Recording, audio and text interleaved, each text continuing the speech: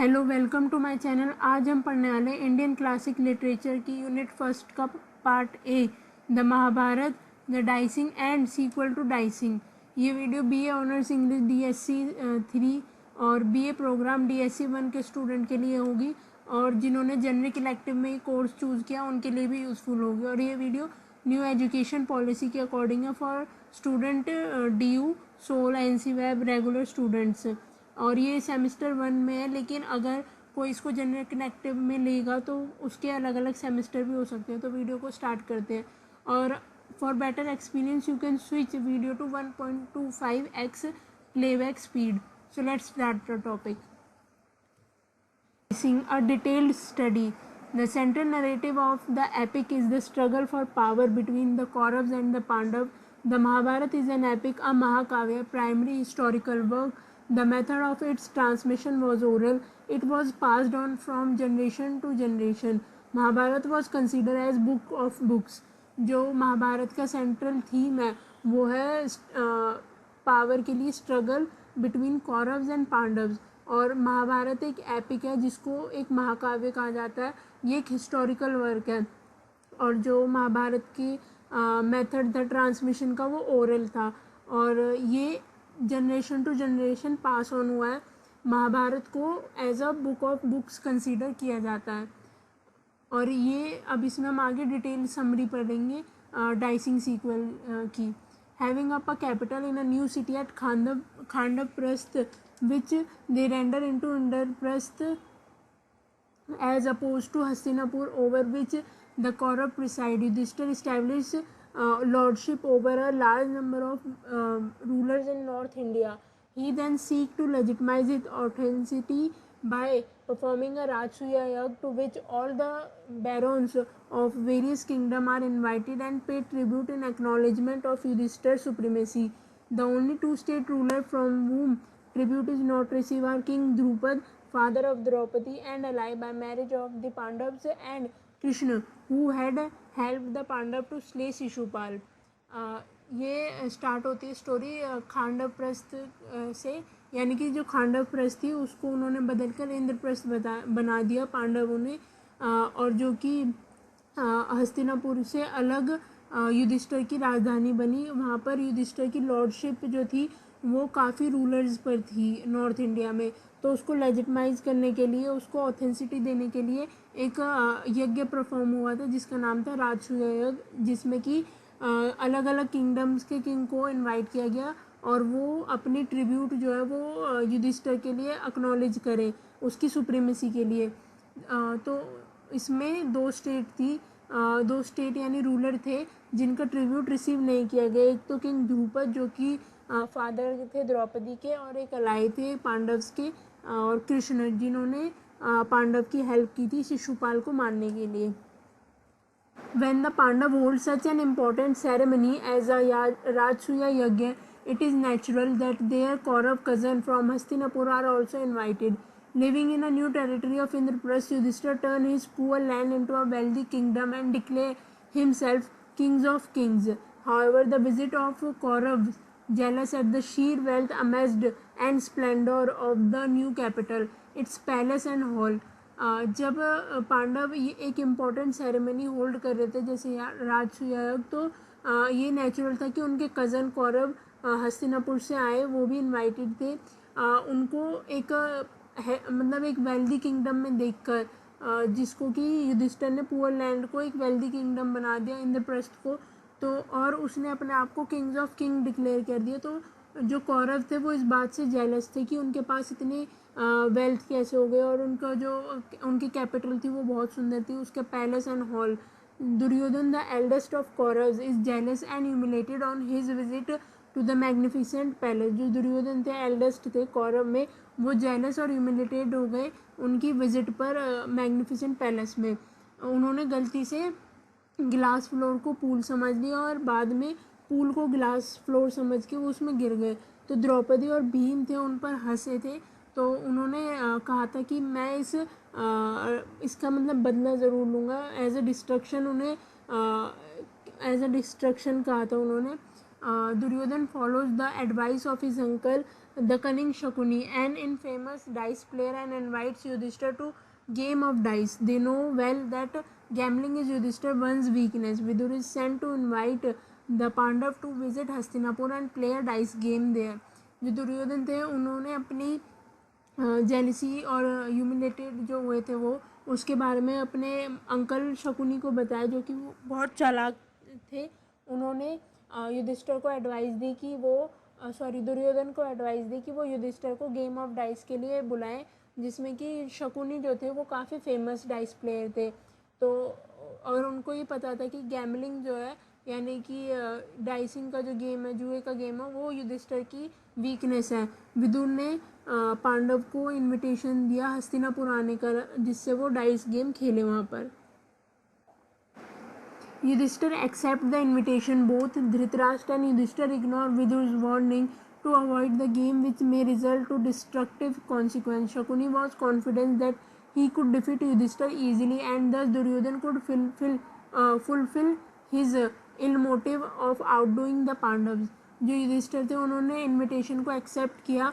Both Yudhishthir and Dhritarashtra ने विदुर की warning को इग्नोर किया और गेम खेला. उन्होंने कहा था विदुर ने कि ये गेम उनके बीच एक डिस्ट्रक्टिव कॉन्सिक्वेंस को क्रिएट कर सकता है, लेकिन किसी ने विदुर की वार्निंग को नहीं सुना, इग्नोर कर दिया दोनों ने. और जो शकुनी थे वो काफ़ी कॉन्फिडेंट थे कि वो युधिष्ठिर को इजीली हरा सकते हैं, जिससे कि दुर्योधन अपने बुरे काम को कर सके पांडवों के साथ, जो भी उसकी मंशा थी. Before the dicing a lot of discussion were there, but Yudhishthir is obliged to play. But Shakuni come in to play for Duryodhan. During the dicing event, Yudhishthir stake his wealth, jewelry in the purse and the belonging of his brother one by one and loses one by one. Dicing से पहले वो काफ़ी discussion हुआ और युधिष्ठिर जो थे वो खेलने के लिए मान गए थे और दुर्योधन की तरफ से शकुनी जो थे खेल रहे थे. और डाइसिंग के इवेंट के दौरान युधिष्ठिर ने अपनी सारी संपत्ति, ज्वेलरी और अपनी राजधानी इंद्रप्रस्थ और अपने भाइयों को एक एक करके स्टेक किया, मतलब दांव पर लगाया और फिर वो एक एक करके सबको हार गए. शकुनी उनको मोक्स करता रहा, प्रोवोक करा युधिष्ठिर को हर एक स्टेज पर और डिमांड करता रहा स्टेक की कि अब दाव लगाओ, इस पर कुछ और दाव लगाओ. और वो अपने सभी ब्रदर को हार गए. जैसे कि पहले वो नकुल और सहदेव को हारे, लेकिन शकुनी ने उन्हें मॉक किया, प्रोवोक किया कि वो अपने स्टेप ब्रदर अर्जुन और भीम को भी बेट पे लगाएं. और दुर्योधन फोर्स में आकर युधिष्ठिर फोर्स में आकर अर्जुन और भीम को उस पर लगा देता है दाव पर और उनको भी हार जाता है. At this moment of his complete defeat, including himself, Yudhishthir is again mocked to stake Draupadi. इस मोमेंट पर वो सब कुछ हार चुका था, यानी कि उसने अपने आप को भी स्टेक किया और वो अपने आप को भी हार गया. और शकुनी जो इस टाइम पर मॉक करता है युधिष्ठिर को कि वो द्रौपदी को स्टेक करे और युधिष्ठिर जो है वो द्रौपदी को दाव पर लगाता है और उसे भी हार जाता है. और there were strong reaction from the assembly when Yudhishthir stake her. Draupadi questioned the legality of staking her when she was forced and dragging in front of the assembly. There were favoring reaction to her question. Interestingly, Vikarna, a young brother of Duryodhan, react in support of Draupadi. He says courageously that Yudhishthir is entitled to play the game deeply plotted by Duryodhan and Shakuni, and that a lost Yudhishthir has not the right to stake Draupadi. The assembly supported him, but Karna silenced him and by saying that he is too young before the other in that hall. जब द्रौपदी को stake पर लगाया गया, उसे assembly में सबके सामने एक तरीके से अपमानित किया गया, तो उसके फेवरिंग रिएक्शन में जो दुर्योधन का सबसे छोटा भाई था विकर्ण, उसने क्वेश्चन किया कि जब युधिष्ठिर गेम में अपने आप को हार चुका था और ये गेम दुर्योधन और शकुनी के द्वारा बहुत ही प्लॉटेड तरीके से खेली गई थी, तो दुर्योधन जब अपने आप को हार चुका था तो उसके पास कोई राइट नहीं था कि वो द्रौपदी को स्टेक करे. लेकिन कर्ण जो है उन्होंने विकर्ण से कहा कि वो भी बहुत यंग है इन सब बातों के लिए और उसे बाहर निकाल दिया हॉल से. Duryodhan in the open court seized Draupadi and invited her to sit on his thigh, patting and baring his thigh. He ordered Dushashan to disrobe her in front of the court. Dushashan begins to execute the act, but Draupadi cannot be bared. She is endowed with the divine grace of being in a new dress to whatever extent the clothes are pulled by Dushashan. जो दुर्योधन थे उसने सबके सामने द्रौपदी को invite किया कि वो उनकी थाई पर बैठे और ज़ोर से चिल्लाए और पैटिंग किया वहाँ पर, और दुशासन को ये ऑर्डर दिया कि वो सबके सामने द्रौपदी को डिसरोब करे। लेकिन दुशासन जब ही कर रहे थे तो द्रौपदी के पास कुछ डिवाइन ग्रेस था, यानी कि उसको कुछ दैवी शक्ति मिली जिसके कारण जो उसकी ड्रेस जो भी पुल आउट हो रही थी वो एक्सटेंड हो रही थी, वो और ज़्यादा बढ़ती जा रही थी। The strong Dushashan fails and becomes exhausted. The assembly stands stunned at miracle. Bhim sends a shivering signal by oath that he will tear open the Dushasan's heart and drink the blood of him. जो दुशासन था वो हार गया था और मतलब उसके जो अटैम्प्ट थे वो फेल हो चुके थे, वो काफ़ी एग्जॉस्ट हो गया था और असेंबली में एक तरीके से मिरेकल सा हुआ था, जो कि जो क्लोथ थे वो अपने आप ही एक्सटेंड होता जा रहा था। भीम ने शिवरिंग करते हुए ओथ ली कि वो दुर्योधन का हार्ट निकाल लेगा और उसका ब्लड पी लेगा। And he shall break the thigh of the Duryodhan on which Draupadi was tauntingly invited to sit, और उन थाइज को तोड़ देगा जिन पर दुर्योधन ने द्रौपदी को टॉन्ट मारते हुए इनवाइट किया था बैठने के लिए। The invincible Draupadi by the divine blessing made Dhritarashtra still more afraid of the Pandavas. He asked the pardon of Draupadi and released all that was womb on the dicing event. जो ये सारी situation देख के जो धृतराष्ट्र थे उन्होंने वो काफ़ी कंसर्न हुए, उनको काफ़ी डर लगा, तो उन्होंने द्रौपदी से माफ़ी मांगी और उनको रिलीज़ कर दिया डाइसिंग इवेंट के मतलब डाइसिंग इवेंट में जो भी हुआ था सब चीज़ों से रिलीज़ कर दिया। लेकिन इस एक्ट से धृतराष्ट्र और शकुनी जो थे वो सेटिस्फाई नहीं हुए, तो इसके लिए धृतराष्ट्र ने उन्हें दोबारा बुलाया डाइस के गेम के लिए, और इस बार उसने कुछ कंडीशन रखी कि जो ये सेकंड डाइसिंग इवेंट होगा इसमें जो भी हारेगा उसे 12 ईयर्स के लिए फॉरेस्ट में जाना होगा और एक साल उन्हें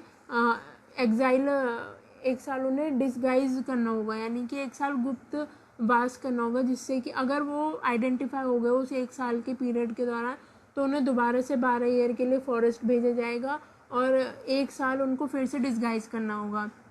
Thus, loser in the deceitful act of gambling and insulted by Kaurav, the Pandavas started for their exile in forest. Vidur told Yudhishthira to allow Mother Kunti to stay back as she was old and weak. Yudhishthira agreed. Draupadi, however, accompanied her husbands to the forest. Duryodhan became the de facto ruler of both Hastinapur and Indraprastha.